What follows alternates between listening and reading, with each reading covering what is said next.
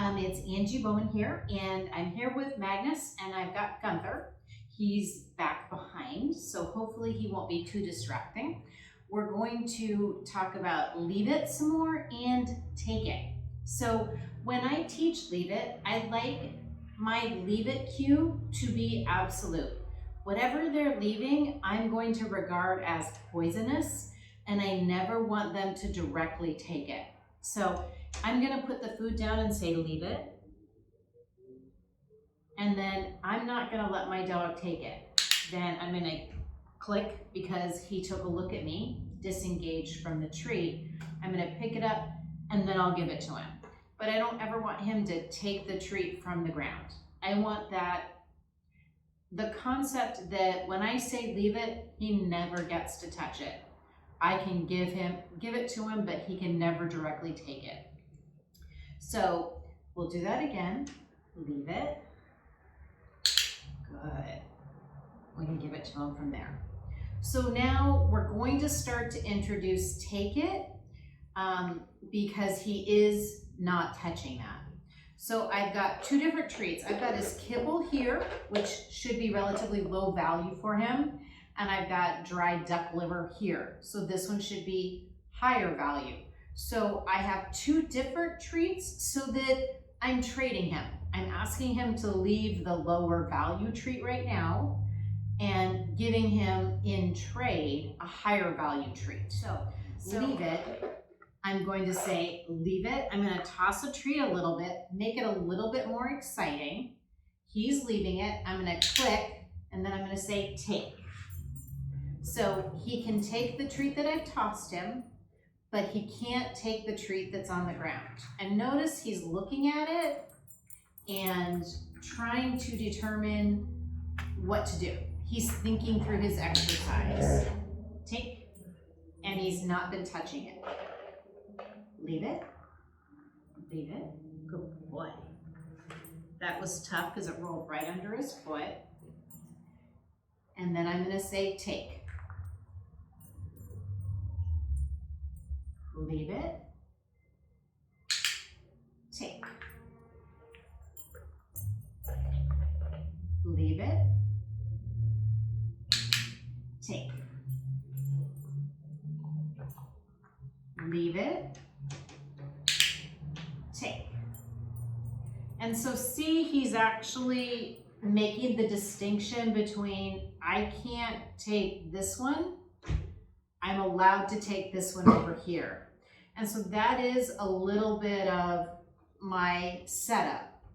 These treats have been leave it on the right, and I've been upping the destruction of them by moving them, tossing them, increasing the pile of them. And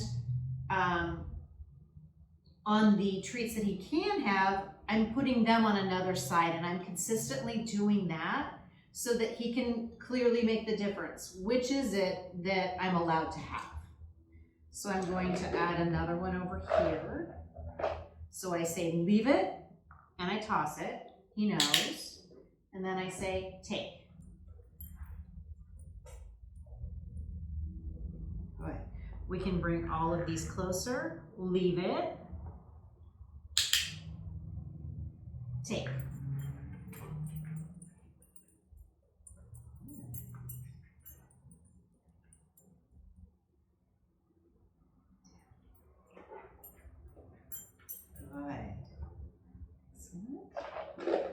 Make it a little bit, leave it. Take.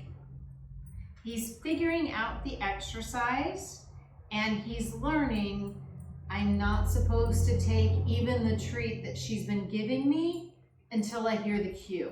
So let's watch that one again. Down.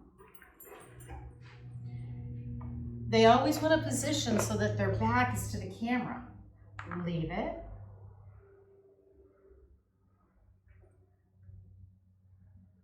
Take. Good boy. Leave it. Take.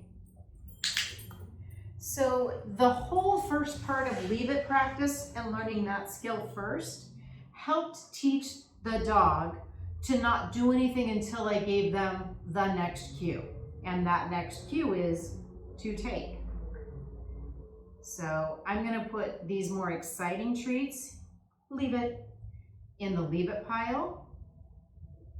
And now I'm gonna put the exciting treat over to the side and say take.